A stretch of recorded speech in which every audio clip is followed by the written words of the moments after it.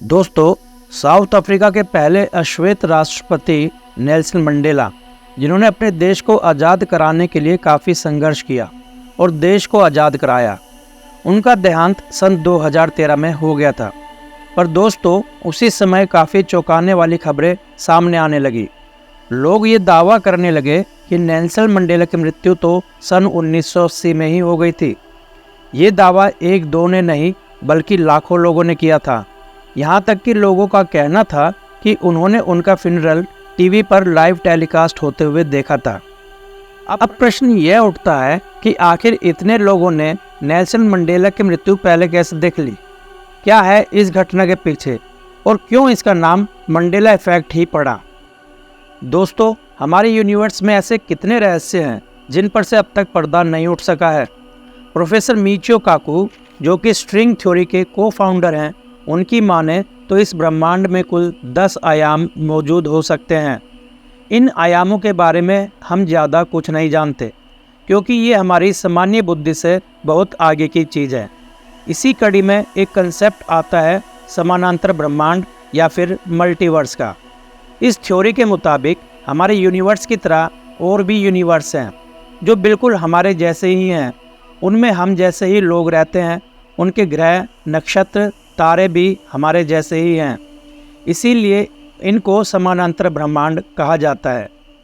कई वैज्ञानिकों का कहना है कि जब किसी मल्टीवर्स में घटी हुई घटनाओं की यादें किसी ग्लिच के कारण हमारे ब्रह्मांड में आ जाती हैं तो उसे मंडेला इफेक्ट कहा जाता है।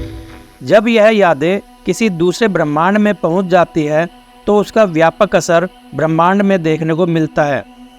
मंडेला इफेक्ट को साइकोलॉजी से भी जोड़कर देखा जाता है। साइकोलॉजी में इसे फॉल्स मेमोरी कहा जाता है। एक ऐसी घटना जहां कोई ऐसी चीज़ को याद करता है जो वास्तव में कहीं हुई ही नहीं, या फिर उसे अलग तरीके से याद करता है जिस तरह से वे वास्तव में घटी थी। इंटरनेट पर आपको मंडेला इफेक्ट के काफ़ी एग्जाम्पल्स मिल जाएंगे, पर उनमें से सबसे प्रसिद्ध Hollywood film Star Wars episode 5 the Emperor Strikes Back था।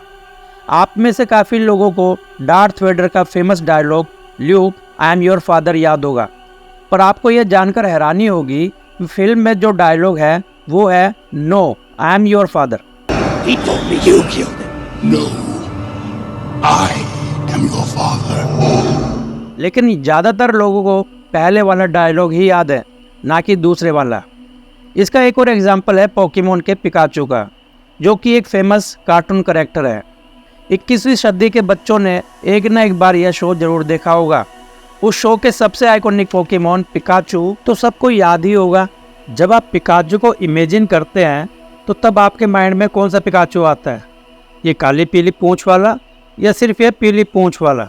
अब आप में से काफ़ी लोगों ने पिकाचू को इमेजिन किया होगा, तो आपके माइंड में पिकाचू की ये काली पीले रंग वाली पूंछ आई होगी, परंतु वास्तव में पिकाचू की पूंछ हमेशा ही सिर्फ पीले रंग की थी। अब सवाल उठता है कि किस घटना का नाम मंडेला इफेक्ट पड़ा।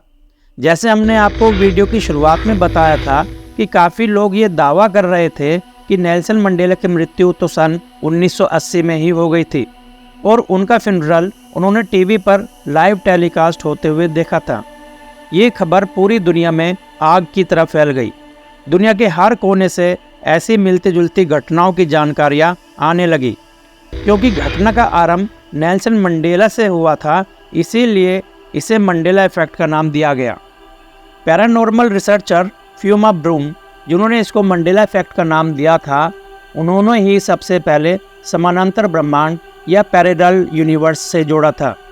कई लोग इसे पैरानॉर्मल इंसिडेंट और कई लोग इसे साइकोलॉजिकल फिनोमेनन से जोड़कर देखते हैं। पैरेलल रियलिटी वाले कंसेप्ट के पीछे कितनी सच्चाई है ये तो हम नहीं जानते। अब आप इसे एक साइकोलॉजिकल फिनोमेनन मानेंगे या एक पैरानॉर्मल इंसिडेंट, ये आपकी चॉइस है। आप इसे क्या मानते हैं हमें कमेंट्स में ज़रूर बताएं।